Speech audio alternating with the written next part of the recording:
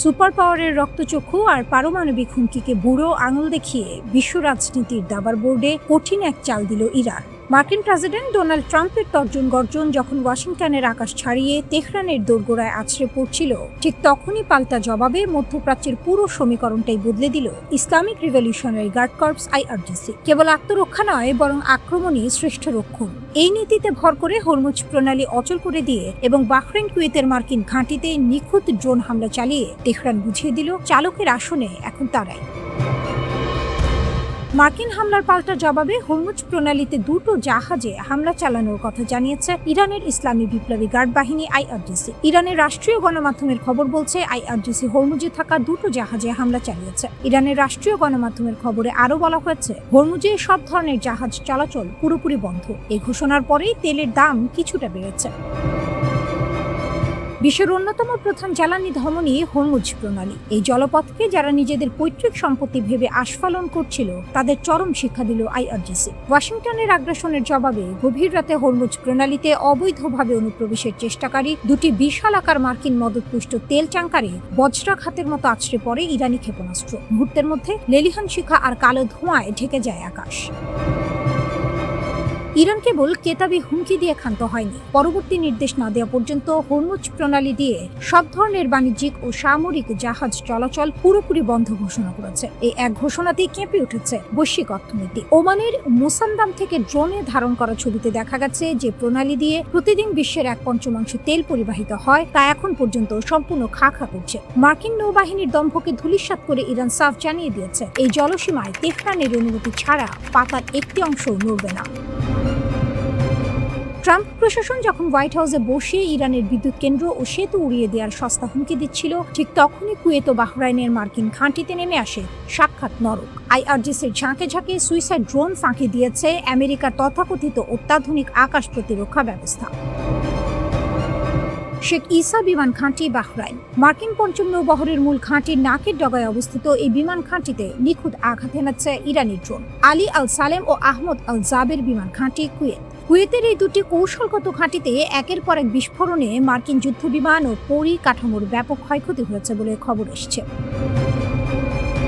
এই হামলা মার্কিন সামরিক ইমেজের উপর এক বিশাল চপেটাঘাত। ইরান প্রমাণ করেছে তাদের রেঞ্জ বা সক্ষমতা কেবল নিজেদের সীমান্তের ভেতরে সীমাবদ্ধ নয়, পারস্য উপসাগরের যে কোনো প্রান্তে মার্কিনীদের ঘুরিয়ে দেওয়ার ক্ষমতা তারা রাখে।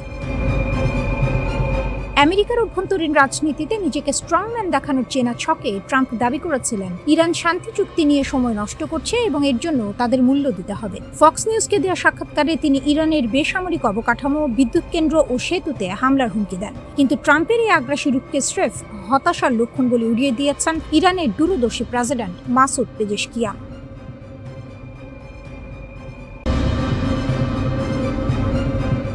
90%, এক সংখ্যায় দুনিয়া কাঁপালো তেহরান। সংখ্যাটা ছোট, মাত্র দুটো সংখ্যা, কিন্তু এই দুটো অঙ্ক উচ্চারণ করতেই ওয়াশিংটনের ঘুম উড়ে গেছে, তেল আবিবের বুক কেঁপে উঠেছে, আর বিশ্বের কূটনৈতিক মহলে পড়েছে ভূমিকম্পের ঢেউ। 90%। ইরান পার্লামেন্টের জাতীয় নিরাপত্তা ও পররাষ্ট্রনীতি কমিশনের মুখপাত্র ইব্রাহিম রেজাই একটি পোস্টে লিখলেন, আবার হামলা হলে ইরান 90% পর্যন্ত ইউরেনিয়াম সমৃদ্ধ করবে। কথাটা যেন বাতাসে ছুড়ে দেয়া একটি জ্বলন্ত মশাল। 90% মানে কি? কেন এত ভয়? পরমাণু বিজ্ঞানের হিসাবে 90% সমৃদ্ধ ইউরেনিয়াম মানে অস্ত্র মানের উপাদান। পারমাণবিক বোমা বানাতে এই মাত্রার বিশুদ্ধতা লাগে। 60% পর্যন্ত গেলে সীমিত মাত্রার ডার্টি বম্ব তৈরি সম্ভব, কিন্তু 90% পৌঁছালে সেটা আর ডার্টি বম্ব নয়, সেটা হিরোশিমার ভাষায় কথা বলে। ইরানের হাতে এখনই রয়েছে 60% পর্যন্ত সমৃদ্ধ প্রায় 400 কেজি ইউরেনিয়াম। মার্কিন গোয়েন্দা সংস্থার নিজস্ব মূল্যায়ন বলছে, এই মজুদ যতক্ষণ আছে ইরানের পারমাণবিক কর্মসূচি উল্লেখযোগ্যভাবে বাধাগ্রস্ত হওয়ার কোনো কারণ নেই। আর 60 থেকে 90% যাওয়া প্রযুক্তিগতভাবে মাত্র একটি ছোট পদক্ষেপ। সেই ছোট পদক্ষেপের হুমকিটাই এখন বিশ্ব রাজনীতির সবচেয়ে বড় ভূমিকম্পের কারণ। চাপের জবাবে পাল্টা চাপ, তেহরানের পুরনো কৌশল, নতুন শক্তি। ঘটনার পটভূমিটা বোঝা দরকার। পাকিস্তানের মধ্যস্থতায় ইরান যুদ্ধবিরতির একটি প্রস্তাব পাঠিয়েছিল ওয়াশিংটনে। সেই প্রস্তাবে ছিল একাধিক শর্ত: যুদ্ধের ক্ষয়ক্ষতির ক্ষতিপূরণ, হরমুজ প্রণালীতে সার্বভৌম কর্তৃত্ব, তেল বিক্রির ওপর নিষেধাজ্ঞা প্রত্যাহার এবং হেজবুল্লাহ হুথি পপুলার মোবিলাইজেশন ফোর্সের ওপর হামলা বন্ধ। শর্তগুলো কঠিন, কিন্তু ইরানের অবস্থান স্পষ্ট। এগুলো দাবি নয়, ন্যূনতম প্রাপ্য। ট্রাম্প সেই প্রস্তাব ছুঁড়ে ফেললেন, ঘোষণা দিলেন যুদ্ধবিরতি এখন লাইফ সাপোর্টে। নেতানিয়াহু কানে কানে জানিয়ে দিলেন ইরানের শর্ত মানা যাবে না। ওয়াশিংটন ভেবেছিল চাপে পড়ে তেহরান নরম হবে। হিসাব উল্টো হলো। পরদিনই এলো পারমাণবিক হুঁশিয়ারি। ইরান বলল আবার হামলা হলে 90%। কূটনীতির ভাষায় বললে এটা পাল্টা চাপের সবচেয়ে ধারালো অস্ত্র। যুদ্ধক্ষেত্রে যা পারেনি, আলোচনার টেবিলে সেই কাজটাই করে দিল একটা সংখ্যা। কূটনৈতিক বিশ্লেষকরা বলছেন এই ঘোষণা হয়তো চাপ সৃষ্টির কৌশল, বাস্তব প্রয়োগের চেয়ে মনস্তাত্ত্বিক যুদ্ধের অস্ত্র। কিন্তু প্রশ্নটা হলো, বাস্তব প্রয়োগ হোক বা না হোক, এই হুমকির মূল্য কি কম? যে দেশের হাতে আছে 60% সমৃদ্ধ 400 কেজি ইউরেনিয়াম, যার পারমাণবিক স্থাপনাগুলো বোমায় পুরোপুরি ধ্বংস হয়নি, যে দেশের বিজ্ঞানীরা এই প্রযুক্তির দরজার ঠিক সামনে দাঁড়িয়ে আছেন, সেই দেশ যখন 90% কথা বলে, তখন সেটাকে নিছক ভাষণ ভাবলে বোকামি হবে। ট্রাম্প বলেছিলেন মার্কিন ইসরায়েলি হামলায় ইরানের পারমাণবিক স্থাপনা গুড়িয়ে গেছে, কিন্তু মার্কিন গোয়েন্দাদের নিজস্ব মূল্যায়ন ভিন্ন কথা বলছে। উচ্চ সমৃদ্ধ ইউরেনিয়ামের মজুদ অক্ষত থাকলে ক্ষমতা কমেনি বলেই তাদের মত। ইরানের পারমাণবিক হুমকির পাশাপাশি হরমুজ প্রণালীর প্রশ্নটাও ঘুরছে। বিশ্বের 1/5 তেল ও গ্যাস চলে এই পথে। ইরান সেই পথ বন্ধ রাখার ক্ষমতা রাখে, এটা এখন কারো অজানা নয়। যুদ্ধবিরতির শর্তে হরমুজে সার্বভৌম কর্তৃত্বের দাবি রেখেছে তেহরান। এটা শুধু সামরিক দাবি নয়, এটা অর্থনৈতিক অস্ত্র। বিশ্ব অর্থনীতির চেক পয়েন্ট যার হাতে, তার দাবি হালকাভাবে নেওয়ার সুযোগ নেই।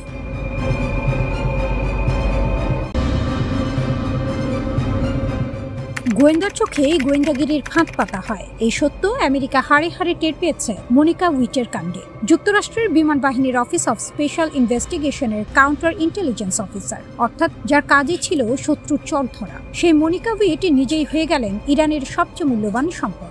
2013 সালে তেহরানে পালিয়ে যাওয়ার 1 দশকেরও বেশি সময় পরে FBI এখন $2 লাখ পুরস্কার ঘোষণা করে তাকে খুঁজছে। কিন্তু এই খোঁজাখুঁজির পেছনে লুকিয়ে আছে এক অসাধারণ কাহিনী। কিভাবে ইরান নিজের শত্রুর ঘর থেকেই তুলে আনলো সবচেয়ে ধারালো অস্ত্র।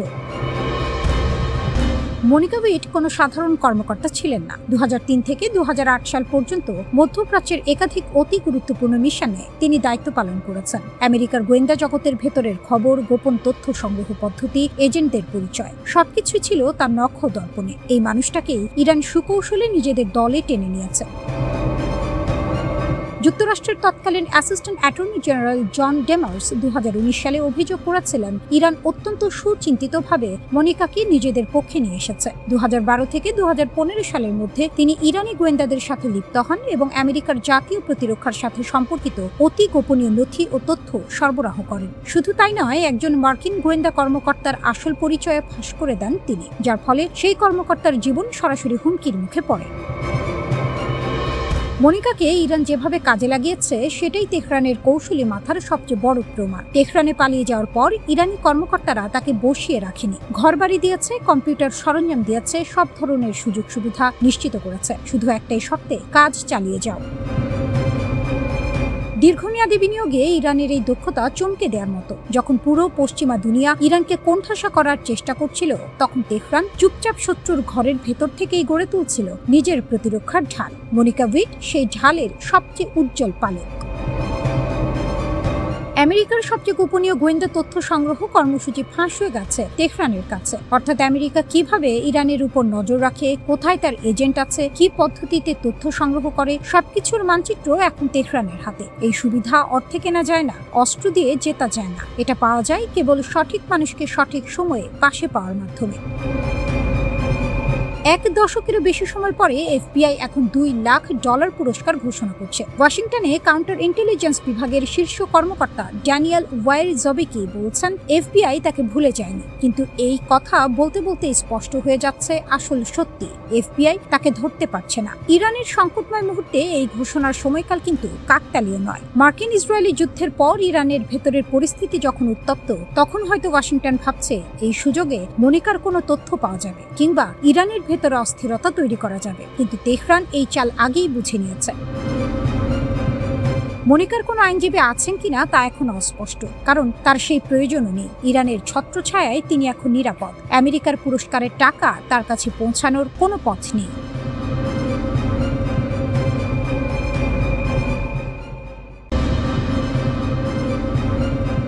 উপসাগরের বুকে যখন আগুন জ্বলছে, তখন কে মিত্র আর কে শত্রু সেই হিসাব মেলানো ভার। ইরানের প্রায় ৩,০০০ ড্রোন ও ক্ষেপণাস্ত্র দুবাই আর আবুধাবির আকাশ ছিঁড়ে পড়েছে। বন্দর, বিমানবন্দর, হোটেল, টাওয়ার কিছুই রেহাই পায়নি। সংযুক্ত আরব আমিরাত রাতারাতি রণক্ষেত্রে পরিণত হয়েছে, কিন্তু সেই ঘর পোড়া মানুষ শুধু ছাই গুনে নিয়ে পাল্টে আঘাত করেছে, চুপিসারে, আড়ালে, কাউকে না জানিয়ে। এই হলো মধ্যপ্রাচ্যের আসল চেহারা।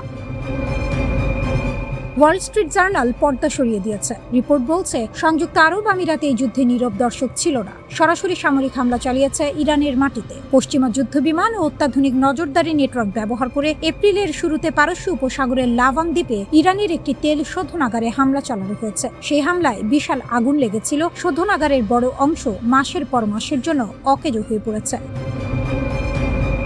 আমিরাত একটিও কথা বলেনি, স্বীকার করেনি, অস্বীকারও করেনি। কিন্তু যে বিষয়টি আরও চমকে দেওয়ার মতো, সেটি হলো এই হামলা হয়েছিল ঠিক সেই সময়ের কাছাকাছি যখন ট্রাম্প যুদ্ধবিরতি ঘোষণা করছিলেন। একদিকে শান্তির কথা, অন্যদিকে লাভান দ্বীপে ধোঁয়া উঠছে। এই দুমুখ খেলার নাম আধুনিক কূটনীতি। মোহাম্মদ বিন জায়েদের হিসাব মেলেনি। ইরান যখন প্রথম আঘাত করে, আমিরাতের প্রেসিডেন্ট মোহাম্মদ বিন জায়েদ সৌদি আরব ও কাতারকে একজোট করতে ছুটেছিলেন। তার হিসাব ছিল সহজ। উপসাগরীয় দেশগুলো একসঙ্গে দাঁড়ালে ইরান দুবার ভাববে, সবাই মিলে পাল্টা মারলে ইরানের ঘুম ছুটে যাবে। কিন্তু রিয়াদ নাকচ করে দিল। কাতার পিছিয়ে গেল, বাহরাইন ও কুয়েত সৌদি আরবের পথ ধরল। ওমান তো আগে থেকেই মধ্যস্থতাকারীর ভূমিকায়। কেউ কেউ মোহাম্মদ বিন জায়েদকে সরাসরি বলে দিয়েছে, এটা আমাদের যুদ্ধ নয়। আঘাতের পর আঘাত সামলে একা দাঁড়িয়ে থাকা আমিরাতের জন্য এই বার্তা ছিল কানে গরম সীসা ঢালার মতো। রিয়াদ আমিরাতের যৌথ হামলার প্রস্তাবকে উস্কানিমূলক বলে উড়িয়ে দিয়েছে। তারা বেছে নিয়েছে শুধু প্রতিরক্ষামূলক অবস্থান, কূটনীতি ও ঢাল তলোয়ার নয়। এই কৌশলগত বিভেদ সৌদি আমিরাত সম্পর্কে আগে থেকে যে ফাটল ছিল তাকে ফাটিয়ে খাদে পরিণত করেছে। কাতার পরিস্থিতি আরো জটিল। রাশ লাফান গ্যাস টার্মিনালে ইরানের হামলার পর দোহায় ক্ষণিকের জন্য পাল্টা আঘাতের কথা ভাবা হয়েছিল, কিন্তু শেষমেশ ঠান্ডা মাথায় সিদ্ধান্ত নিয়েছে সংঘর্ষ নয়, মধ্যস্থতা। তাদের এলএনজি রপ্তানি আর বিদেশি সামরিক ঘাঁটি ইরানের নিশানায়, তাই আগুনে ঘি না ঢালাই শ্রেয়। নেতানিয়াহুর গোপন সফর। এই যুদ্ধের আরেকটি অধ্যায় এখন সামনে এসেছে, যা এক বিস্ময়। অপারেশন রোয়ারিং লায়ন চলাকালে ইসরায়েলের প্রধানমন্ত্রী বেনিয়ামিন নেতানিয়াহু গোপনে সংযুক্ত আরব আমিরাতে গিয়েছিলেন। পর্দার আড়ালে ইসরায়েল ও আমিরাত যে কত গভীরে হাত মিলিয়েছে, এই তথ্যগুলো তারই ছবি আঁকছে। ইসরায়েল শুধু কূটনীতিই করেনি, আয়রন বিম লেজার প্রতিরক্ষা ব্যবস্থাও পাঠিয়েছে আমিরাতে। আব্রাহাম চুক্তির পর এটাই দুই দেশের সবচেয়ে বড় প্রত্যক্ষ প্রতিরক্ষা সহযোগিতা। এপ্রিলের শেষে আমিরাত সৌদি আরবের নেতৃত্বাধীন ওপেক জোট থেকে বেরিয়ে গেছে। এখন শোনা যাচ্ছে উপসাগরীয় সহযোগিতা পরিষদ জিসিসি থেকেও সরে আসার কথা ভাবছে আবুধাবি।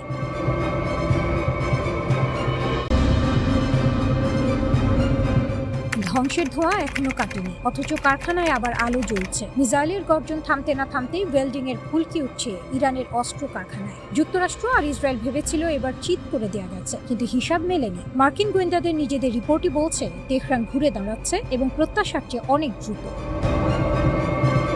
গত 28 ফেব্রুয়ারি শুরু হয় সংঘাত। যুক্তরাষ্ট্র আর ইসরায়েলের যৌথ সামরিক অভিযান অপারেশন এপিক ফিউরি ইরানের মিসাইল ঘাঁটি, লঞ্চার আর অস্ত্র কারখানার ওপর ঝাঁপিয়ে পড়ে। দাবি করা হয়েছিল ইরানের 90% সমরাস্ত্র উৎপাদন কেন্দ্র মাটিতে মিশিয়ে দেওয়া হয়েছে। সেন্টকম প্রধান admiral Brad Cooper house armed services কমিটিতে দৃঢ় কণ্ঠে বললেন, পুনর্গঠন করতে ইরানের বহু বছর লেগে যাবে। কিন্তু মাত্র কয়েক সপ্তাহের মধ্যেই সেই দাবির বেলুন চুপসে গেছে। গোয়েন্দারা যা দেখছেন, 8 এপ্রিল যুদ্ধবিরতি শুরু হওয়ার পর থেকে মার্কিন গোয়েন্দা সংস্থাগুলো যা দেখছে, তাতে তাদের নিজেদেরই চোখ কপালে ওঠার দশা। একাধিক গোয়েন্দা সূত্র সিএনএনকে নিশ্চিত করেছে, ইরান কেবল ক্ষত সারাচ্ছে না, সক্রিয়ভাবে নতুন ড্রোন উৎপাদনও শুরু করে দিয়েছে। একটি মার্কিন প্রশাসনের কর্মকর্তা স্পষ্ট করে বলেছেন, আগামী 6 মাসের মধ্যে ইরান তার ড্রোন হামলার সক্ষমতা পুরোপুরি ফিরে পাবে। শুধু তাই নয়, যেসব মিসাইল লঞ্চার মাটি চাপা দিয়ে লুকিয়ে রাখা হয়েছিল, সেগুলো এরই মধ্যে উদ্ধার করা হয়েছে। এপ্রিলে যেখানে বলা হচ্ছিল ইরানের প্রায় অর্ধেক লঞ্চার অক্ষত আছে, সাম্প্রতিক হিসাবে সেই সংখ্যা এসে দাঁড়িয়েছে 2/3। কুপারের দাবি আর গোয়েন্দা রিপোর্টের মধ্যে ফারাকটা এতটাই বিস্তর যে দুটি আলাদা সূত্র সরাসরি জানিয়ে দিয়েছে দুটোর মধ্যে কোনো মিল নেই। গোয়েন্দাদের কাছের একটি সূত্রের কথায় এই ক্ষতি ইরানকে বড়জোর কয়েক মাস পিছিয়ে দিতে পারে, বছর তো দূরের কথা। এত দ্রুত কিভাবে সম্ভব হলো? তেলে জলে মেশে না, কিন্তু রাশিয়া আর চীনের সঙ্গে ইরানের সম্পর্ক সেই নিয়মেরই ব্যতিক্রম। দ্রুত পুনর্গঠনের পেছনে এই দুই মিত্রের ভূমিকা অস্বীকার করার উপায় নেই। চীন যুদ্ধ চলাকালীন সময়েও ইরানকে মিসাইল তৈরির যন্ত্রাংশ সরবরাহ করে যাচ্ছে। মার্কিন নৌ অবরোধে সরবরাহ কিছুটা কমলেও থামেনি। ইসরায়েলি প্রধানমন্ত্রী নেতানিয়াহু নিজেও সিবিএস নিউজে এই তথ্য স্বীকার করেছেন। চীন অবশ্য এই অভিযোগ নাকচ করে দিয়েছে, তবে যন্ত্রাংশের খালি বাক্সগুলো নিজের হয়েই কথা বলে। এর বাইরে আরেকটি বড় কারণ হলো হামলা আসলে যতটা কার্যকর হয়েছে বলে দাবি করা হয়েছিল ততটা হয়নি। ইরানের প্রতিরক্ষা শিল্পের একটি অংশ শুরু থেকেই সম্পূর্ণ অক্ষত ছিল, অর্থাৎ শূন্য থেকে শুরু নয়, একটা মজবুত ভিত্তির উপর দাঁড়িয়েই ইরান পুনর্গঠন শুরু করতে পেরেছে। ড্রোন এখনকার আসল মাথা ব্যথা। যুদ্ধের আগে ইরানের হাজার হাজার ড্রোন ছিল, হামলার পরও তার অন্তত 50% অক্ষত থেকে গেছে। এখন সেখানে নতুন উৎপাদন যোগ হচ্ছে। এই ড্রোনগুলোই মধ্যপ্রাচ্যে মার্কিন মিত্রদের জন্য সবচেয়ে বড় উদ্বেগের কারণ হয়ে উঠেছে। কেন? কারণটা সহজ অঙ্কের। ইরানের একটি ড্রোনের দাম মাত্র $20,000। সেটা ঠেকাতেই যুক্তরাষ্ট্রকে খরচ করতে হয় $40 লাখ। একটি ড্রোন আর পাল্টা খরচ 200 গুণ। এই অসম অর্থনীতিতে ইরান টিকে থাকতে পারে অনেকক্ষণ। অন্যদিকে প্রতিপক্ষের কোষাগার খালি হয় তপ্তপ করে। মিসাইল সক্ষমতা এখনো পুরোপুরি পুনর্গঠিত না হলেও ড্রোন দিয়েই সেই ঘাটতি পুষিয়ে নিতে পারে তেহরান। ইসরায়েল থেকে শুরু করে উপসাগরীয় দেশগুলো সবাই এই ড্রোনের নাগালে।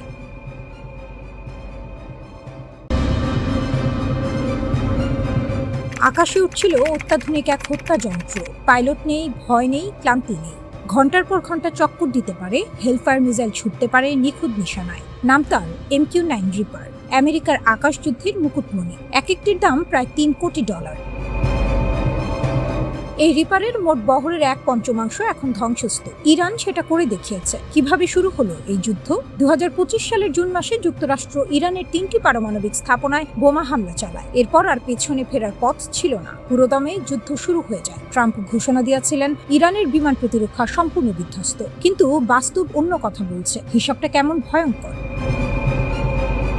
ব্লুমবার্গের প্রতিবেদন বলছে এ পর্যন্ত আমেরিকা হারিয়েছে প্রায় 30টি রিপার ড্রোন। মার্কিন কংগ্রেশনাল রিসার্চ সার্ভিস মাসের শুরুতে বলেছিল 24টির কথা। আসল সংখ্যা তার চেয়েও বেশি। আর্থিক হিসেবে এটি প্রায় $1 বিলিয়ন ক্ষতি। এই যুদ্ধে এ পর্যন্ত মার্কিন খরচ পৌঁছে গেছে $29 বিলিয়ন। কিছু ড্রোন আকাশে গুলি করে ভূপাতিত হয়েছে, কিছু পারস্য উপসাগরীয় ঘাঁটিগুলোতে মিসাইল হামলার মুখে মাটিতেই পুড়ে ছাই হয়ে গেছে। দুটো পথেই শেষ পরিণতি একই, ধ্বংস। ইরানের হাতিয়ার আসলে কি?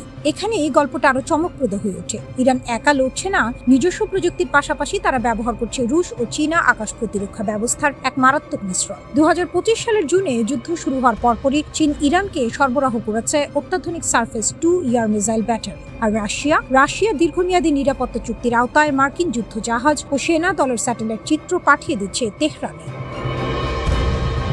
এটা শুধু অস্ত্রের যুদ্ধ নয়, এটা তথ্যের যুদ্ধ। নিউ ইয়র্ক টাইমস একটি ভয়ানক তথ্য ফাঁস করেছে। ইরানি সামরিক কমান্ডাররা সম্ভবত ওই অঞ্চলে মার্কিন যুদ্ধ বিমানের নিয়মিত ওড়ার পথ বা ফ্লাইট প্যাটার্ন নিখুঁতভাবে ম্যাপ করে ফেলেছেন। কোন সময়ে কোন এলাকায় উড়বে, কোন উচ্চতায় যাবে, সব হিসাব তাদের হাতের মুঠোয়। এই জ্ঞান থাকলে মিসাইল ছুটতে আর বেশি বুদ্ধি লাগে না। রিপার ড্রোন হারানোই শেষ কথা নয়। গত এপ্রিলে যুদ্ধবিরতির মাত্র কয়েকদিন আগে ইরান একটি মার্কিন F-15E স্ট্রাইক ঈগল যুদ্ধ বিমান ভূপাতিত করে। এই বিমান আমেরিকার সবচেয়ে সক্ষম যুদ্ধ বিমানগুলোর একটি। এই ঘটনা ওয়াশিংটনকে চরম নাটকীয় পরিস্থিতির মুখে ফেলে দেয়। এটা সংবাদ মাধ্যমের ভাষা। বাস্তবে বলতে গেলে ট্রাম্প প্রশাসন কার্যত হতভম্ব হয়ে যায়। এর কিছুদিন পরেই ভঙ্গুর যুদ্ধবিরতি হয়। সেটা এখনো টিকে আছে, কতদিন থাকবে কেউ জানে না। তাহলে কি ইরান জিতছে? সেটা বলা কঠিন, কিন্তু এটা স্পষ্ট যে দুর্বল ইরান ধারণাটি এই যুদ্ধে চূর্ণ হয়ে গেছে। রিপার ড্রোনগুলো ছিল আমেরিকার অহংকারের প্রতীক। মানুষ ছাড়া যুদ্ধ করার ক্ষমতা, বিপদ ছাড়া আধিপত্য। ইরান সেই অহংকারের 1/5 ছায়ে পরিণত করেছে। তারা প্রমাণ করেছে যে রাশিয়া চীনের ছায়ে বেড়ে ওঠা একটি আঞ্চলিক শক্তি। সঠিক কৌশল ও সঠিক মিত্র থাকলে পৃথিবীর সবচেয়ে শক্তিশালী সামরিক বাহিনীকেও বেকায়দায় ফেলতে পারে। ট্রাম্প যদি পুনরায় পূর্ণমাত্রার যুদ্ধ শুরু করতে চান, মার্কিন কর্মকর্তারাই এখন সতর্ক করছেন। ঝুঁকি এখন অনেক বেশি, কারণ ইরান এখন জানে কোথায়, কখন, কিভাবে আঘাত করতে হয়।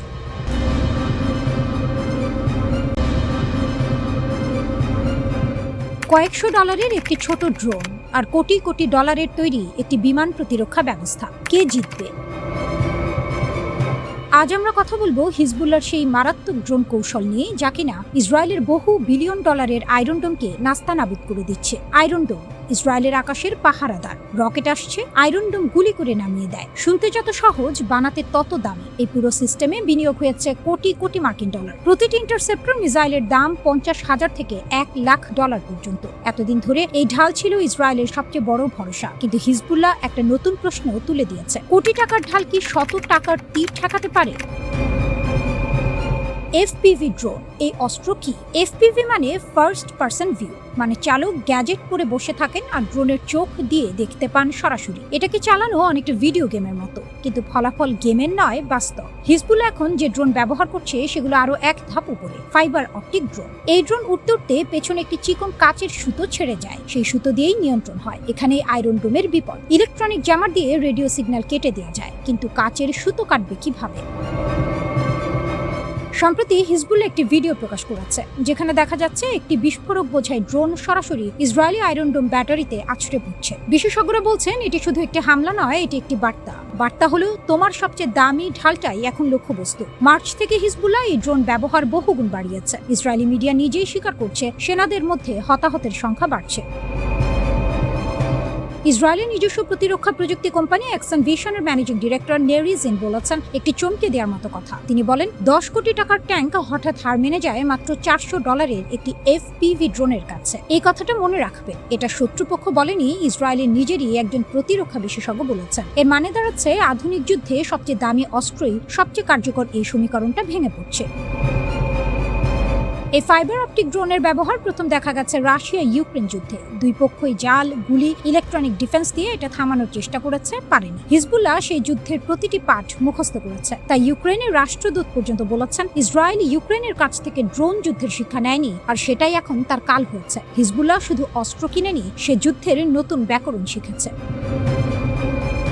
পরিস্থিতি এতটাই নাজুক হয়েছে যে প্রধানমন্ত্রী নেতানিয়াহু নিজে একটি বিশেষ ড্রোন প্রতিরোধ প্রকল্প গঠনের নির্দেশ দিয়েছেন, তবে সঙ্গে স্বীকার করেছেন সমাধান পেতে অনেক সময় লাগবে।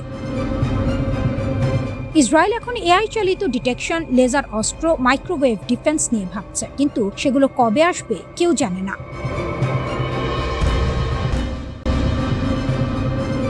একটা ফোন কল, এক পাশে ডোনাল্ড ট্রাম্প, অন্য পাশে মধ্যপ্রাচ্যের সবচেয়ে ক্ষমতাধর নেতারা। ট্রাম্প কথা শেষ করলেন, তারপর নেমে এলো এক অদ্ভুত নীরবতা। কেউ কথা বললেন না, একজনও না। ট্রাম্প নিজেই অস্বস্তিতে পড়ে রসিকতা করলেন, তোমরা কি এখনো লাইনে আছো? যে ফোন কলে কাঁপল মধ্যপ্রাচ্য। ট্রাম্প এক লাইনে জড়ো করলেন 8 দেশের শীর্ষ নেতাদের, সৌদি আরব, সংযুক্ত আরব আমিরাত, কাতার, পাকিস্তান, তুরস্ক, মিশর, জর্ডান, বাহরাইন। উদ্দেশ্য ছিল ইরানের সঙ্গে যুদ্ধবিরতির আলোচনা, কিন্তু ট্রাম্প হঠাৎ মোড় ঘুরিয়ে দিলেন। বললেন ইরানের সঙ্গে যুদ্ধ শেষ হওয়া মাত্রই সব মুসলিম দেশকে ইসরায়েলের সঙ্গে সম্পর্ক স্বাভাবিক করতে হবে, আব্রাহাম অ্যাকর্ডের পরিধি বাড়াতে হবে এখনই। ফোন লাইনে বজ্রপাত নামল। সৌদি আরব, কাতার, পাকিস্তান, যাদের ইসরায়েলের সঙ্গে কোনো আনুষ্ঠানিক সম্পর্কই নেই, তারা একটা শব্দও বললেন না। ট্রাম্পের এই মহাপরিকল্পনার সামনে সবচেয়ে বড় পাথর হয়ে দাঁড়িয়ে আছেন সৌদি ক্রাউন প্রিন্স মোহাম্মদ বিন সালমান। একসময় ইসরায়েলের দিকে একটু হাত বাড়ানোর ইচ্ছা ছিল তার, কিন্তু গাজায় রক্তের বন্যা দেখার পর রিয়াদের অবস্থান পাথরের মতো শক্ত হয়ে গেছে। ওভাল অফিসে ট্রাম্পের সঙ্গে সরাসরি বৈঠকেও বিন সালমান আব্রাহাম অ্যাকর্ডে সই করতে রাজি হননি। সৌদি প্রশাসনের বার্তা একটাই, স্বাধীন ফিলিস্তিন রাষ্ট্রের সুনির্দিষ্ট প্রতিশ্রুতি ছাড়া ইসরায়েলের সঙ্গে কোনো বন্ধুত্ব নেই, থাকবেও না। আমেরিকান ও ইসরায়েলি কূটনীতিকরাও স্বীকার করছেন এই অচলাবস্থা সহজে কাটছে না। সেপ্টেম্বরে ইসরায়েলে নির্বাচন আসছে, নতুন সরকার কেমন হবে না জেনে সৌদি আরব কোনো বড় চাল চালবে না। বিন সালমান তেলে মাথা দেওয়ার মানুষ নন। ট্রাম্প ট্রুথ সোশ্যালে লিখেছেন, একদিন হয়তো ইরান ও ইসরায়েলকে স্বীকৃতি দিয়ে আব্রাহাম অ্যাকর্ডের অংশ হবে। এই কথা পড়ে মধ্যপ্রাচ্যের রাজনৈতিক বিশ্লেষকরা কেউ হেসাচ্ছেন, কেউ মাথায় হাত দিয়েছেন। ইরান, যে দেশ দশকের পর দশক ধরে ইসরায়েলকে তার অস্তিত্বের সবচেয়ে বড় হুমকি মনে করে, সে কিনা একদিন তেল আবিবকে আলিঙ্গন করবে, এটা কল্পনার জগতেও কঠিন। কিন্তু ট্রাম্প এই কল্পনাকেই কূটনীতির হাতিয়ার বানাচ্ছেন। রিপাবলিকান সিনেটর লিন্ডসে গ্রাহাম আরও এক ধাপ এগিয়ে হুঁশিয়ারি দিয়েছেন, মুসলিম নেতারা যদি এই সুযোগ হাতছাড়া করেন, সমগ্র মধ্যপ্রাচ্যের ভবিষ্যৎ অন্ধকারে ডুবে যাবে। এই ধমকের ভাষা দেখিয়ে বোঝা যায় ওয়াশিংটন আসলে কতটা মরিয়া। ইরান যেভাবে খেলছে দাবার ছক, এই পুরো পরিস্থিতিতে ইরান কিন্তু চুপচাপ বসেনি। তারা দাবার ছকে এমন চাল দিচ্ছে যা প্রতিপক্ষকে ভাবিয়ে তুলছে। পরমাণু কর্মসূচির বিস্তারিত আলোচনায় তারা এই মুহূর্তে যাচ্ছে না, সেটা পরের ধাপে। আগে চাই নিরাপত্তার নিশ্চয়তা, আগে চাই নিষেধাজ্ঞা শিথিলের ভাষা। হরমুজ প্রণালী খুলে দেওয়ার ব্যাপারে নীতিগতভাবে রাজি হয়েছে, কারণ এটা দিয়ে বিশ্বের তেলের বিশাল একটা অংশ যায়। এখানে ছাড় দিলে আন্তর্জাতিক সম্প্রদায় একটু নরম হবে, কিন্তু ইউরেনিয়াম মজুদ ছেড়ে দেয়া, কোথায় যাবে, কিভাবে যাবে, কে যাচাই করবে, এসব পরে, অনেক পরে। ইরান সময় কিনছে এবং সময় কেনার এই শিল্পে তারা ওস্তাদ। তাসনিম নিউজ একটি সম্ভাব্য কাঠামোর কথা জানিয়েছে। পূর্ণ চুক্তির আগে একটি সীমিত সমঝোতাপত্র, ইরানের তেল রপ্তানিতে সাময়িক ছাড়, বিনিময়ে মধ্যপ্রাচ্যের সব রণাঙ্গনে যুদ্ধবিরতি। লেবাননও এই ছাতার নিচে আসবে। হরমুজের বিষয়টা 30 দিনে, আনুষ্ঠানিক পরমাণু আলোচনা 60 দিনে।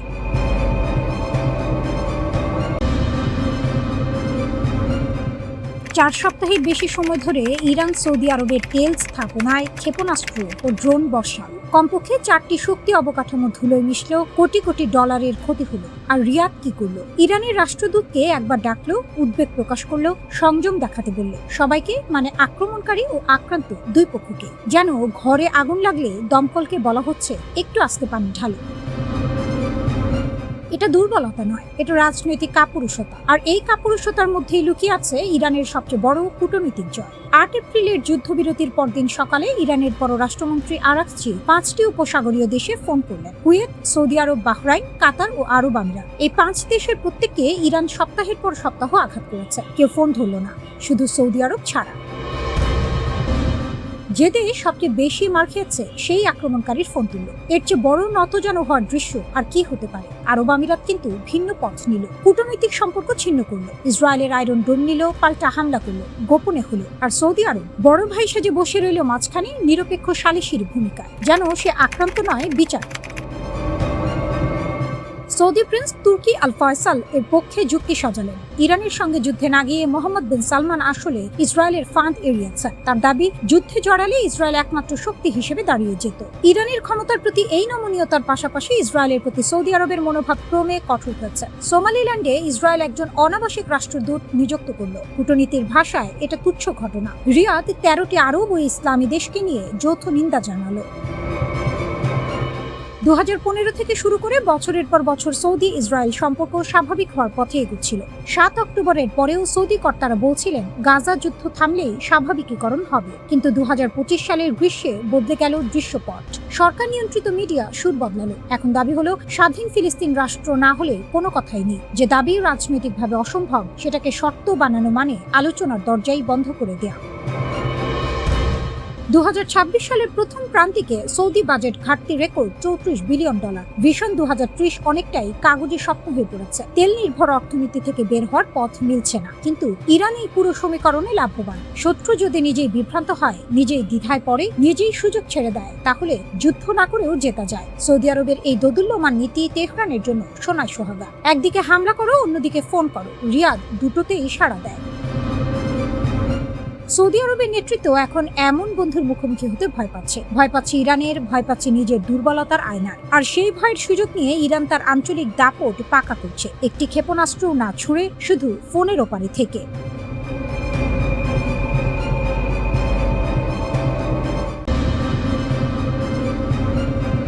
যুদ্ধের আকাশে হঠাৎই যেন বজ্রপাত, শব্দহীন বিস্ফোরণের মতো এক সত্য, যা ধীরে ধীরে স্পষ্ট হচ্ছে, কিন্তু প্রভাব তার বিস্ফোরক। ইরানের বিরুদ্ধে অভিযানে যুক্তরাষ্ট্র হারিয়েছে অন্তত 42টি সামরিক বিমান। সংখ্যা নয়, এ যেন এক প্রতীক শক্তির ভারসাম্য কোথায় গিয়ে দাঁড়িয়েছে তা নির্মম সত্য। মার্কিন কংগ্রেশনাল রিসার্চ সার্ভিসের সাম্প্রতিক প্রতিবেদন যেন সেই লুকোনো গল্পের দরজা খুলে দিয়েছে। বোমারু বিমান, নজরদারি প্ল্যাটফর্ম, ড্রোন, জ্বালানি সরবরাহকারী ট্যাঙ্কার, যুদ্ধের প্রতিটি স্তম্ভে আঘাত লেগেছে। আকাশের আধিপত্য, যা এতদিন ছিল যুক্তরাষ্ট্রের একচ্ছত্র সম্পদ, সেখানে ইরান যেন লিখে দিচ্ছে নতুন সমীকরণ। ঘটনার সূত্রপাত 28 ফেব্রুয়ারি। যুক্তরাষ্ট্র ও ইসরায়েল মিলে শুরু করে ইরানে সামরিক অভিযান। নাম দেওয়া হয় অপারেশন এপিক ফিউরি। নামের মধ্যেই ছিল গর্জন, ছিল আধিপত্যের ঘোষণা। কিন্তু বাস্তব যুদ্ধক্ষেত্রে গর্জনের চেয়ে বেশি শোনা গেছে প্রতিরোধের শব্দ, ইরানের প্রতিরোধ। 40 দিনের মাথায় 8 এপ্রিল পাকিস্তানের মধ্যস্থতায় আসে সাময়িক যুদ্ধবিরতি। কিন্তু ততদিনে যুদ্ধের খতিয়ান তৈরি হয়ে গেছে। সেই খতিয়ানে যুক্তরাষ্ট্রের ক্ষতির অঙ্ক শুধু সংখ্যা নয়, এ এক কৌশলগত ধাক্কা। ধ্বংস বা ক্ষতিগ্রস্ত বিমানের তালিকায় রয়েছে 4টি F-15E স্ট্রাইক ইগল, একটি F-35A লাইটনিং 2, একটি A-10 থান্ডারবোল্ট 2। আকাশে জ্বালানি সরবরাহের জন্য ব্যবহৃত 7টি KC-135 স্ট্র্যাটো ট্যাঙ্কারও রক্ষা পায়নি। এমনকি আগাম সতর্কবার্তা ও নিয়ন্ত্রণ ব্যবস্থার প্রতীক E-3 সেন্ট্রি বিমানও ধ্বংস হয়েছে। আর ড্রোন যুদ্ধ, সেখানে তো ইরান যেন দাবার বোর্ড উল্টে দিয়েছে। 24টি MQ-9 রিপার এবং একটি MQ-4C টাইট্রন। এই অত্যাধুনিক নজরদারি ড্রোনগুলো হারানো মানে যুক্তরাষ্ট্রের চোখ অন্ধ হয়ে যাওয়া, অন্তত আংশিকভাবে। এই তালিকা শুধু ক্ষয়ক্ষতির বিবরণ নয়, এটি এক যুদ্ধের ভাষ্য, যেখানে প্রযুক্তির আধিপত্যকে চ্যালেঞ্জ করেছে কৌশল, দৃঢ়তা এবং প্রস্তুতি। পেন্টাগন নিজেই স্বীকার করেছে এই অভিযানের ব্যয় ইতিমধ্যে $29 বিলিয়ন ছুঁয়েছে। কিন্তু টাকার অঙ্ক কি সব বলে? না, আসল গল্পটা লুকিয়ে আছে সেই স্বীকারোক্তিতে, যেখানে বলা হয়েছে ক্ষতিগ্রস্ত সরঞ্জাম মেরামত ও প্রতিস্থাপনের খরচ হিসাব করতেই ব্যয় বেড়ে গেছে।